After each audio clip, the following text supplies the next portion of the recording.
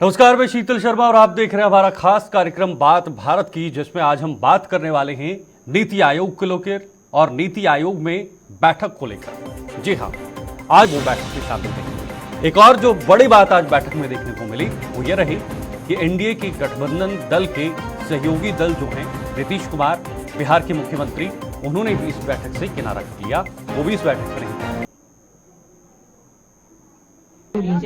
আমি বললাম why you discriminate, why you stop me? I am only attending. You should be happy for that. Instead of that, you are giving more scope to your party, your government, and you only me on behalf of opposition. Only I am there, and you stop my mic. আপনি আমার mic বন্ধ করে দিচ্ছেন। আপনাদের এই বঞ্চনা আমি মানি না, তাই মনে রাখবেন আমি চললাম। What has happened actually in Niti Aayog, I have not seen. I was traveling and I am just here. I will verify that. But I can only say these so-called Indi Gathbandhan, because it is not at all a Gathbandhan, because Mamata did not give single seat. And Mamata, how she handles or what respect she gives to the Congress in West Bengal, everybody knows. But these parties, because they are not able to digest the mandate of the people, they are crying foul. Thank you.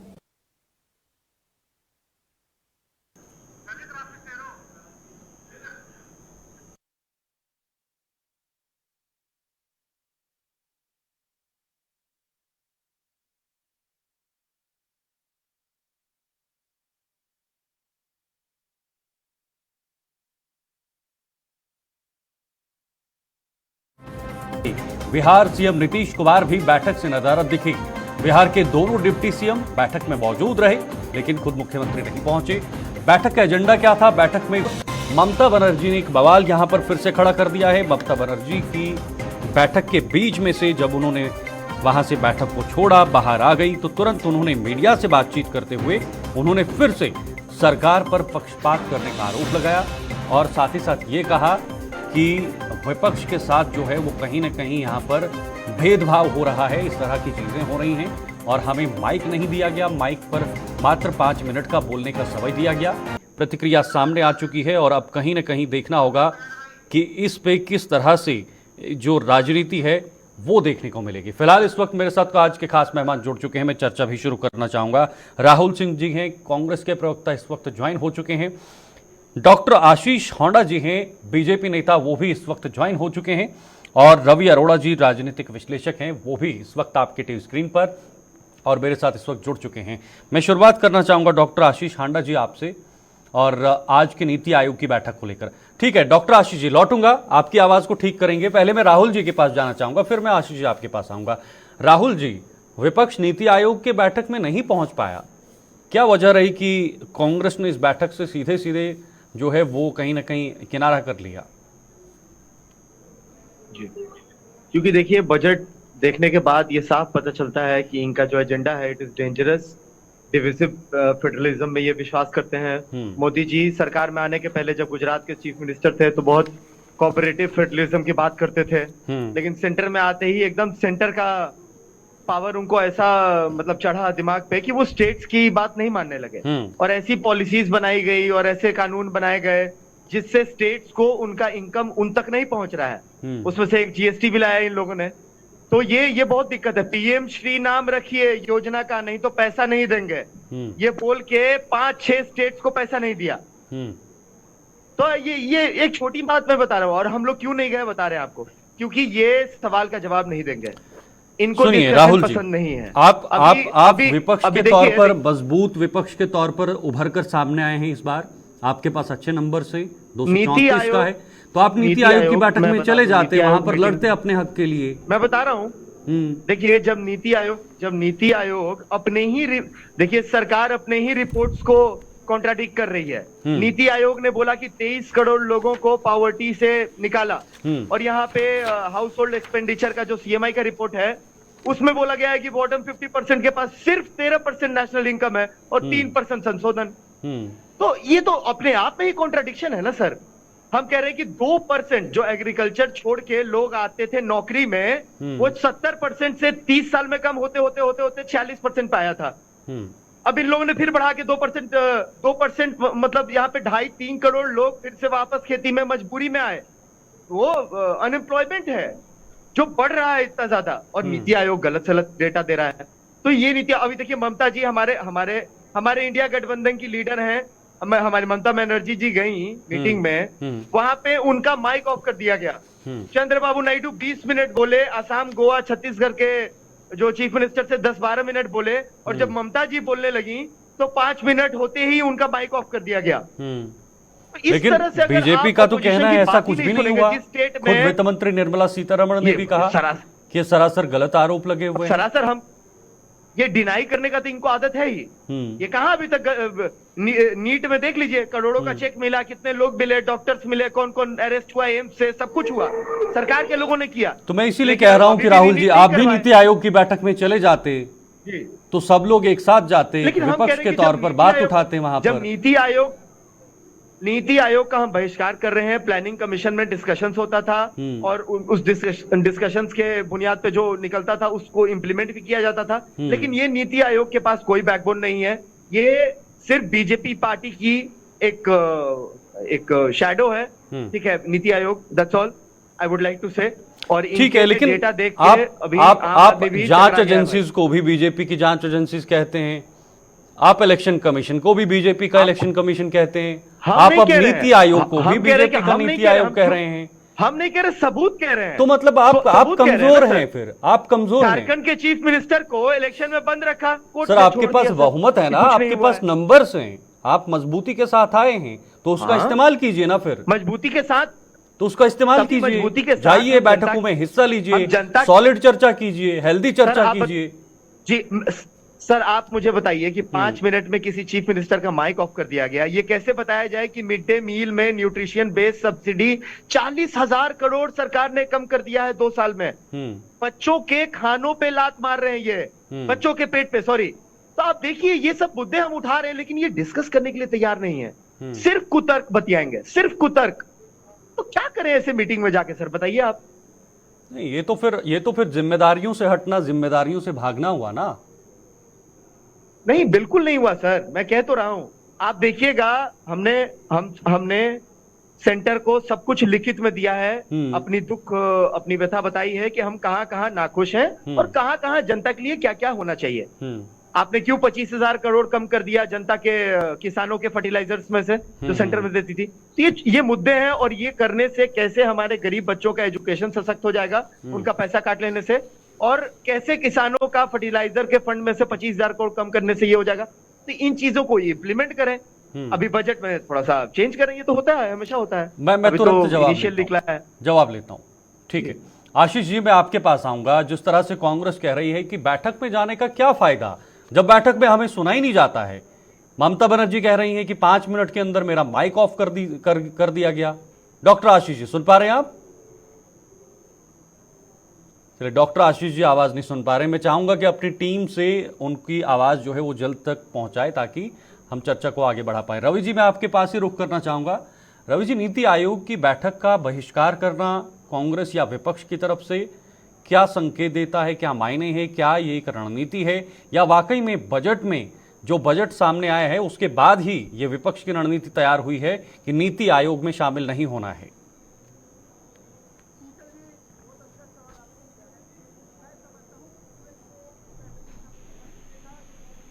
भूमिका ही नहीं निभा रही, बल्कि पूरे इंडी गठबंधन का नेतृत्व जो है कांग्रेस कर रही है। और ऐसे में कांग्रेस को भारी बहुमत मिला है देश से, और ऐसे में नीति आयोग पर आप सवाल खड़े बाद में करिए। मुझे लगता है मीटिंग में शामिल होना चाहिए था, जो अपनी बातें वहां रखनी चाहिए थी, क्योंकि एक सवालिया निशान तब खड़ा होता है कि आप जब वहां पे शामिल नहीं होंगे तो आप अपनी बात रखेंगे कैसे। दूसरी बात, जहां तक रीजनल पार्टीज की बात है, चाहे नीतीश कुमार की बात हम कर लें कि वो मीटिंग में नहीं गए, डिप्टी सीएम वहां से पहुंचे, चाहे हम बात कर लें ममता बनर्जी का कहना है कि उनका माइक छीन लिया गया। रीजनल पार्टीज की एक मजबूरी होती है कि वो नेशनल पार्टीज के साथ कभी भी ज्यादा अलायंस ज्यादा लंबा नहीं रख सकती। उसका कारण मैं आपको बताता हूँ, क्योंकि उनको चाहे ममता बनर्जी की हम कहते हैं कि इंडी गठबंधन के साथ है, लेकिन वो सिर्फ और सिर्फ बंगाल के साथ है। उनको ना इंडी गठबंधन से मतलब है, ना ही इंडिया गठबंधन है, क्योंकि इंडिया गठबंधन ने जब बाइकआउट किया है तो ममता दीदी को नहीं जाना चाहिए था। अगर वो गई है तो अपनी बात रखनी चाहिए थी। अगर वो कहती है मुझे 5 मिनट का टाइम दिया गया, तो 5 मिनट में उन्होंने जो बातें कही, मतलब मुझे लगता है कि एक बात उनको यह साबित करना था कि वो अगर इंडिया गठबंधन की बात ना मानकर एनडीए में मीटिंग में गई है या फिर सरकार की नीति आयोग की मीटिंग में गई है, तो उन्होंने एनडीए पर भी सवाल खड़े कर दिए पूरे। तो ये कहीं ना कहीं दर्शाता है कि रीजनल पार्टीज की मजबूरी है कि उनको खिलाफ बोलना ही बोलना है। तो ये एक बहुत बड़ी बात सामने आती है कि देश की जनता के सामने कि आप अपनी बात रखने की बजाय जो है एक प्रोपोगेंडा फैलाने की कोशिश करते हो, वह गलत है। अगर आप सवाल ये निशान करते, चाहे नीतीश कुमार नहीं आए, नीतीश कुमार पहले भी कई मीटिंग्स में नहीं गए, लेकिन ये मैं आपको फिर बता रहा हूँ क्योंकि आगे वहां बिहार में चुनाव है, ये रीजनल पार्टी की एक मजबूरी है कि उनको साथ तो चलना है, लेकिन कहीं ना कहीं अपनी खींचतानी, अपना दबाव बनाकर चलना है, ये एक बहुत बड़ी मजबूरी है। नीतीश कुमार की आपने बात की रवि जी, नीतीश कुमार का बैठक पे ना आना क्या इसके पीछे कारण हो सकता है? हालांकि अभी तक इसका कारण नहीं आ पाया है, कोई निजी कारण भी हो सकता है, लेकिन क्या लगता है इसके संकेत क्या बताए जा रहे हैं? शीतल जी, दोनों डिप्टी सीएम वहां पहुंचे नीति आयोग की मीटिंग में। इससे पहले भी कई ऐसे कार्यक्रम हुए, कई ऐसी मीटिंग हुई जिसमें नीतीश कुमार नहीं पहुंचे, और उनका ये काफी लंबा उनका रहा है इतिहास। लेकिन मैं समझता हूँ उनको भी जाना चाहिए था क्योंकि वो सरकार के अलायंस में है। लेकिन नियमानुसार रवि जी मुझे लगता है कि नीति आयोग की बैठक में मुख्यमंत्री का होना जरूरी है। बिल्कुल जरूरी है, बहुत जरूरी है, मैं मानता हूँ इस बात को। लेकिन अगर वो नहीं आए हैं तो वो कहीं ना कहीं सरकार को पूरी तरह से दबाव में रखना चाहते हैं, ये बात स्पष्ट हो रही है, क्योंकि आगे बिहार में चुनाव है। तो ऐसे में कहीं ना कहीं एक रणनीति होती है हर पार्टी की। मैंने को ये पहले ही ये बात कही है कि रीजनल पार्टियां कहीं ना कहीं कोशिश करती हैं कि उनका जो स्टेट का दर्जा है, जो स्टेट की अपनी पहचान है, वो बनी रहे। तो इसलिए वो कहीं ना कहीं दबाव बनाकर चलती है। अगर जितने भी अलायंस हुए आज तक देश में हुए हैं, उनके अंदर कहीं ना कहीं रीजनल पार्टियां जब उनके साथ सरकार बनाई जाती है केंद्र के अंदर, तो कहीं ना कहीं वो पूरी तरह से दबाव बना के चलती है। ये उसी रणनीति का हिस्सा मुझे लगता है आने वाले समय में दिखाई देगा। लेकिन मैं समझता हूँ सरकार पूरी तरह से जो है इसमें कोई दिक्कत नहीं है, किसी प्रकार की कोई परेशानी नहीं है, लेकिन शामिल होना चाहिए था कांग्रेस को, क्योंकि कांग्रेस एक नेशनल पार्टी है, बहुत भारी बहुमत से विपक्ष में आई है। तो ऐसे में कांग्रेस की एक नैतिक जिम्मेदारी बनती है, चाहे आप बात उसके समय पे जब योजना आयोग था तो उस समय पे क्या हालात थे क्या नहीं, वो जानती है इस बात को। आज नीति आयोग के अंदर उसको शामिल होना चाहिए था, बैठक का हिस्सा बनना चाहिए था। जो बातें आज वो मीडिया के सामने आ रही है कांग्रेस की तरफ से, वो बातें उनको वहां रखनी चाहिए थी, ताकि जनता को पता चलता है कि उनकी बातें मानी गई या नहीं मानी गई, वो ज्यादा बेटर रहता। मुझे ऐसा लगता है। ठीक है, ओके। डॉक्टर आशीष जी, आप आवाज सुन पा रहे हैं? डॉक्टर आशीष जी, आशीष जी, आप सुन रहे हैं? जी, मैं आपको सुन रहा हूँ। जी डॉक्टर आशीष जी, आपने सुना, दोनों को सुना, अपने कांग्रेस के प्रवक्ता और साथ ही साथ राजनीतिक विश्लेषक रवि अरोड़ा जी को भी आपने सुना। मैं यही जानना चाहूंगा कि ममता बनर्जी बीच बैठक में बाहर आ गई। उन्होंने कहा कि मैं एक पात्र विपक्ष की नेता थी, उनको तो मुझे सराहना चाहिए था कि मैं आई, बैठक में आई विपक्ष के नेता के तौर पर, लेकिन बोलने नहीं दिया गया। 5 मिनट तक बोलने दिया गया, उसके बाद माइक हटा दिया गया, माइक बंद कर दिया गया। ये क्या चल रहा है आशीष जी? और दूसरी बात, नीतीश कुमार का बैठक में ना आना, विपक्ष के लिए सवाल खड़े हो रहे हैं। शीतल जी, आपको, मेरे आदरणीय को पैनलिस्ट को और आपके चैनल के सभी प्यारे प्यारे दर्शकों को भारतीय जनता पार्टी की तरफ से मेरा यानी डॉक्टर आशीष का प्यार भरा नमस्कार। पहले तो मैं आपको बता दूं कि टेक्निकल ग्लिच की वजह से मैं आज राहुल जी को सुन नहीं पाया। ठीक है, लेकिन मुझे पूरा अंदाजा है कि उन्होंने क्या क्या अपनी बातें कही होंगी, क्योंकि अगल बगल दगल गगल इधर उधर की सारी उल्टी सीधी कहानियां करना कांग्रेस का हमेशा से एक तरीका रहा है काम करने का। लेकिन फिर भी मैं एक बात जानना चाहता हूं, वो ये कि आज जो ममता दीदी ने जो बातें कही, पहली बात तो ये कि वो सारी की सारी प्री कंसीव्ड बातें थी। यानी नीति आयोग की मीटिंग में जाने से पहले वो ये डिक्लेयर कर देती हैं कि भाई अगर मेरी बात नहीं सुनी गई ना तो मैं वहां बीच में से निकल जाऊंगी। ठीक है, यानी उन्होंने आज क्या करना था ये पहले से डिसाइडेड था। दूसरा वो ये कहती है कि नीति आयोग को बंद कर देना चाहिए। नीति आयोग बीच में मत बोलिएगा सर, बहुत लास्ट में बात कर रहा हूँ। बताइए ना, this is how you treat the chief minister. Rahul ji होता है कोऑपरेटिव, नहीं कोऑपरेटिव फेडरलिज्म यही होता है। ये तरीका नहीं है डिबेट करने का। मैं खाली आरोप लगाना ये सरकार का काम नहीं है। चुप कराइए, अपनी बारी में राहुल जी रुकिए। राहुल जी, मैं आपको अक्सर बोलता रहता हूँ, एक तो चीफ मिनिस्टर की बीच में मत बोलिएगा। ये राहुल जी का हमेशा और उसके ऊपर से देख रहे हैं कि फिर से देखिए। राहुल जी रुकिए ना, सुनिए थोड़ा, उसके बाद जवाब दीजिएगा पर्याप्त अपने समय में। चंद्रबाबू नायडू 20 मिनट बोलेंगे, ममता जी का 5 मिनट ऑफ कर दीजिएगा। ये आपकी तरीका ठीक है सर। बताइए सर, 20 मिनट बोले चंद्रबाबू नायडू, 5 मिनट में माइक ऑफ हो गया ममता जी का। आप बताइए मैंने सर, क्या कहा बीजेपी के आपसे? स्पोक्स पर्सन है, आप बताइए क्या ये अगर ठीक आप है? राहुल जी का क्या माइक सबको डाउन नहीं बोलने का करेंगे, मौका नहीं मिलना मैं चाहिए? डिबेट में से क्विट कर इसीलिए जाऊंगा। बॉयकॉट मैं किया है ऐसे हमने। अराजक लोगों के इसीलिए साथ बॉयकॉट डिबेट किया नहीं है करता। हमने। ये मेरा डिबेट करने का तरीका नहीं है। राहुल जी, जब मैं आपको राहुल जी रोकना बोले, चाहूंगा। राहुल जी, पूरा उनको ऐसे बोलने आप दिया तो गया। कांग्रेस को कोसते हुए चालू किए, हमेशा आपको तो ऐसे ही मुद्दे होता से मतलब है ये नहीं, कोई तरीका लेकिन कोई कुछ बोल दे तो बिल्कुल बुरा लग गलत जाएगा। तरीका है ये शीतल जी आपका डिबेट कराने का। मैं रिफ्यूज करता हूं ऐसे डिबेट करने से। पूरा राहुल जी को बोलने You दिया answer, गया। sir. This is मुझे how मेरी you बात treat a रखने chief दीजिए minister. पहले। You answer my question. आप ये राहुल जी को चुप I कराइए। asked a very देखिए, simple question. Ashish This is ji, how you treat a chief doctor minister. Ashish ji, अगर पहले आपके तो आपने चैनल मेरे को सवाल ऐसे का डिबेट जवाब करनी नहीं India दिया। is the union of doctor states. Ashish ji, That is पहले what तो is आपने the मेरे सवाल का जवाब constitution. नहीं दिया। अगर इस तरीके से आपको डिबेट डॉक्टर आशीष जी, अगर आप राहुल जी को मेरी चुप बात नहीं करा सुनिए। सकते, मुझे तो राहुल जी से फायदा कोई नहीं है सहानुभूति डिबेट नहीं कराने है। सुनिए मेरी बात, मुझे ना राहुल जी से सिंपैथी और ना आपसे कोई सिंपैथी है। मैं किसी पार्टी तो का सर, यहाँ जब पर प्रवक्ता राहुल नहीं जी बैठा हूँ बोल रहे डॉक्टर थे, आशीष जी, मैं बोला ये था आप क्या? सुन लीजिए। मुझे मेरी बात बोलने नहीं मैं देंगे एक आप। पत्रकार आप हूँ, राहुल जी को चुप मैं नहीं एक पत्रकार हूँ और कराएंगे। राहुल जी पत्रकार को के चुप हैसियत से कराना आपसे आपका पूछ रहा हूँ। दायित्व नहीं आप है। मेरे आप सवाल का नहीं है जवाब इस समय। दीजिए, मेरे सवाल का जवाब दीजिए। आप बताइए ना, आप उनको चुप कराएंगे तो आप सारे बताइए। सवालों के मेरी जवाब बात दूंगा। सुनिए, मेरी पहले बात अगर वो सुनिए। बोलेंगे आप, तो आपके मैं पास एक जवाब शब्द नहीं होते और आप बोलूंगा। पत्रकारों पर सवाल डिबेट को उठाना शुरू हो मॉड्यूल जाते हैं। करना आप आपका काम है। जवाब दीजिए ना, जो मैंने सवाल पूछा उसका जवाब दीजिए मेरे सामने। सर, आप मैं आगे जवाब घुल आप ही मिलाकर का बोल दे रहे रहा हैं। था ना। राहुल जी बीच में बोलने लग गए और मेरी आप बात उनको सुनिए, चुप नहीं मेरी करा बात सकते। सुनिए, ठीक है, मैं रोकता हूँ। राहुल कांग्रेस जी, को राहुल जी कोसने लग बीच गए में सर, मत बोलिए। तो आप, मुझे मैंने जवाब आपको देना दो जरूरी बार था। बोला है राहुल सर, जी। मैं जो मर्जी ठीक है करूं, राहुल आप जी, अपनी बारी में जो देखिए, मर्जी बोले। लोग नहीं मैं समझ कुछ पाएंगे। बोला डॉक्टर क्या आशीष आपको? जी, सुनिए डॉक्टर आशीष, यहाँ पे ऐसे जो डिबेट मर्जी नहीं बोलने थोड़ी आते हैं सर। होती। देखिए, जो मर्जी या मुझे नहीं कोई सर, किसी आपने पार्टी सारी से बातें कोई गलत बोली, लगाव नहीं बेबुनियाद है बोली, सर। ऐसे मत बकवास करिए आप बोली, डिबेट को। लेकिन अपने टाइम में बोली ना। आपने मैं तो भी अपने सुना टाइम नहीं, में बोल रहा हूं। आप तो झूठ बोल रहे हैं। राहुल अभी जी, अभी राहुल आपने जी, बोला कि आपने मुझे राहुल सुना जी, नहीं, फिर आप मैं कैसे आपको बोल रहे हैं समय सही दूंगा। राहुल जी का बोल रहे हैं? डाउन भाई कर साहब, दीजिए जितनी यही ऑडियो। assumption बाबा देश को देखते डुबा हैं, रहा सब है। चिट्ठी कर का दीजिए आपको डाउन। यही जानते assumption। हैं। कर दीजिए हमें डाउन पता है ऑडियो। आप क्या लायक हैं। सुनिए आशीष जी, जवाब दीजिए आज की जो घटना हुई। जी आशीष जी, शीतल जी, मैं ये कह रहा हूं कि पहली बात तो ममता जी का जितना भी आज का चरित्र और जो आचरण था, वो सारा का सारा आचरण प्री कंसीव्ड था, प्री आप देखिए किसी लेडी के आचरण पे, चरित्र पे बात मत कीजिए। शीतल जी, आप इनकी इस आवाज देश के डाउन प्रधानमंत्री कीजिए। वहां ये पे डिबेट रेपिस्ट कराने के का लिए वोट तरीका मांग नहीं रहे है। थे। सॉरी, ब्रिजभूषण सिंह के बेटा को टिकट दिए एमपी का। सॉरी, आप लोग चरित्र की बात ना करें। राहुल और जी, फिर ममता आप जी बीच के में आ चरित्र रहे पे हैं। तो बिल्कुल आंच नहीं आने देंगे। राहुल आप जी, क्या फिर बोल आप रहे हैं? बीच में दिस आ इज हाउ रहे यू हैं। Treat a chief minister. यही तो प्रॉब्लम है सर, क्या आप इज्जत करना नहीं जानते लोगों का। राहुल जी, आप बीच में बोल देते हैं और सारा आप, ये बहुत गलत बात है। नहीं, ये क्या बात कर रहे हैं? सर आप ममता बोलने जी के दीजिए ना, चरित्र पे आप आ गए, बोलने कैसी दीजिए बातें विपक्ष करते हैं को ये? भी। आपकी नहीं, बात नहीं भी बोलने सुनेंगे देंगे हम, सर, ये समय गलत पर बात है सुनेंगे। सर। ऐसे चर्चा नहीं होती है राहुल जी। जब देखें आप बात कीजिए ना, आपने सवाल क्या किया, ये जवाब क्या दे रहे हैं? तो जवाब मैं लूंगा ना राहुल जी। ममता जी का चरित्र देखने चले गए, अपने अपने देख लीजिए आगे नु सर पहले। ठीक है, मैं जवाब लेना चाहूंगा आपसे। नीति आयोग की मेरे साथ बात चल रही है। राजनीतिक विश्लेषक बने हुए हैं रवि अरोड़ा जी।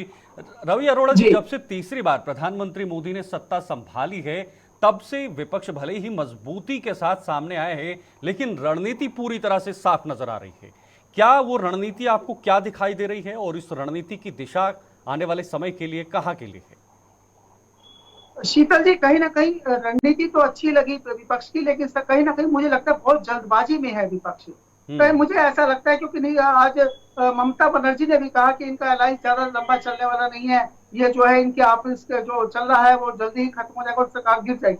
कहीं ना कहीं इस प्रकार की बातें अंदर से सामने आ रही हैं। तो ऐसे में मुझे लगता है कि कहीं ना कहीं बहुत जल्दबाजी में है विपक्ष, सवालिया निशान खड़ा कर रहा है। लेकिन सच्चाई है कि विपक्ष के पास भी अभी तक कोई ऐसा फॉर्मूला नहीं है जिससे कि सरकार अगर गिरती भी है तो कि वो सरकार बना लेंगे। तो ऐसे में क्या देश को दोबारा से कि ऐसे हालात में ले जाने की कोशिश विपक्ष कर रहा है कि दोबारा से चुनाव कराए जाएंगे। तो मुझे लगता है कि कहीं ना कहीं ऐसी जल्दबाजी ना विपक्ष करेगा, ना ही सरकार करने वाली है।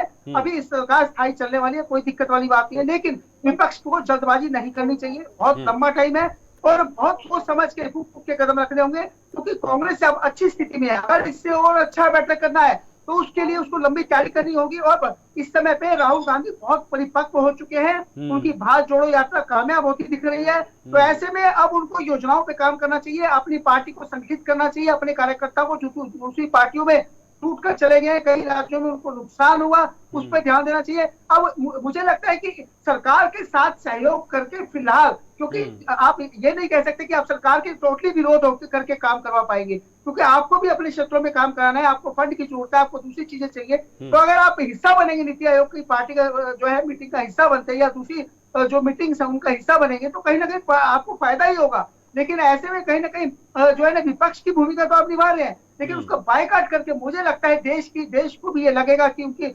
जिन लोगों ने आपको मैंडेट दिया है उनके साथ एक जो है धोखा हो सकता है। इस बात को लेकर मैं समझता हूँ बायकॉट करने की बजाय आपको सरकार के साथ बात करनी चाहिए, उनको बताना चाहिए ताकि उन लोगों को पता लगे कि आप तो गए थे लेकिन आपको पैकेज नहीं मिला, आपको फंड नहीं मिला। तो ऐसे में सरकार के अंदर आप भूमिका में है और आपको अपनी भूमिका को समझना होगा कि आप विपक्ष में हैं, आपको बहुत बड़ा मैंडेट मिला है विपक्ष में, तो आज आपकी नैतिक जिम्मेदारी खासकर कांग्रेस के लिए, क्योंकि कांग्रेस ही सबसे बड़ा मैंडेट लेकर आई है विपक्ष के अंदर और आने वाले टाइम में अगर उसको आगे की तैयारी करनी है तो अभी से ही तैयारी करनी पड़ेगी। अब क्योंकि अब पहले वाली कांग्रेस ने, राहुल गांधी जी ने जिस प्रकार से अपने दम पर मैंडेट लिया है और जिस प्रकार से अलायंस किया, सभी पार्टियों को जोड़कर लेकर आए हैं, तो ऐसे में अब उनके ऊपर जिम्मेदारी कई गुना बढ़ गई है, क्योंकि सिर्फ अपनी ही पार्टी के लिए नहीं दूसरी पार्टियों के लिए भी। तो ऐसे में मुझे लगता है उनको इस प्रकार का बाइकआउट से बचना चाहिए। ठीक है राहुल जी, इस प्रकार के बाइकआउट से बचना चाहिए और साथ ही साथ रवि जी ने कहा कि विपक्ष पूरी रणनीति के साथ है, वो काम भी आ रही है, लेकिन थोड़ा बहुत और मैच्योर होने की जरूरत है विपक्ष को, सरकार के साथ एक तालमेल बनाने की जरूरत है ताकि आने वाले समय में आपका संदेश भी लोगों के बीच सही से जाए, ठीक से जाए, क्योंकि आपके क्षेत्र भी हैं, आपके सांसद भी चुने हुए हैं।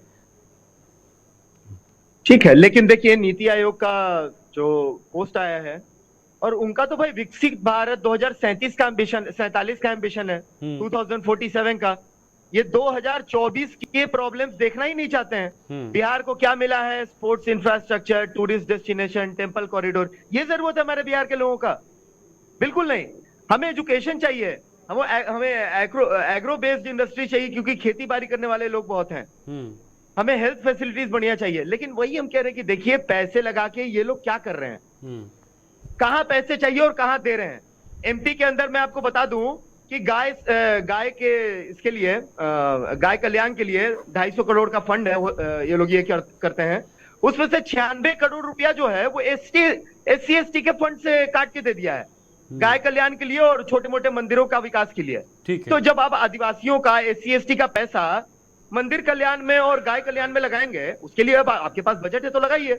ऐसे ही इन्होंने एससी एसटी का स्कॉलरशिप कैंसिल कर दिया है, यूजीसी का फंड काट दिया है कि यूजीसी उसको स्कॉलरशिप को कैंसिल करना पड़े माइनॉरिटीज का। तो जो पढ़ने वाले हैं, मेहनत करने वाले हैं, वो भी बेचारे स्कॉलरशिप पे आगे नहीं पढ़ पाएंगे। ठीक है, तो बहुत सारी कमियां हैं बजट में और नीति आयोग जो है वो सरकार का एक कठपुतली है, इसलिए हमने बहिष्कार किया। समय की थोड़ी कमी है और बीजेपी के प्रवक्ता तो पहले ही चले गए हमें छोड़कर। बहुत बहुत शुक्रिया आप दोनों का हमारे से जुड़ने के लिए, लेकिन फिर से हम चर्चा करेंगे इन मुद्दों को लेकर, चर्चा जारी रहेगी, आगे भी हम चर्चा करेंगे। तब फिलहाल के लिए बहुत बहुत शुक्रिया आप सबका हमारे साथ जुड़ने के लिए और खास तौर पर इस महत्वपूर्ण मुद्दे पर चर्चा करने के लिए। जिस तरह से नीति आयोग का यहाँ पर बाइकआउट विपक्ष द्वारा किया गया है, हालांकि ममता बनर्जी तो इस बैठक में पहुंची थी, लेकिन बीजेपी का कहना है कि सुनियोजित तरीके से ममता बनर्जी इस बैठक में आई और बीच में ही बैठक छोड़कर चले गई। साथ ही साथ ये आरोप भी लगाए कि माइक मेरा बंद कर दिया गया और मुझे कहने के लिए समय नहीं दिया गया। तो इस तरह की और चर्चा लेकर आएंगे, कुछ और विषय लेकर आएंगे, लेकिन तब तक मुझे दीजिए इजाजत। नमस्कार।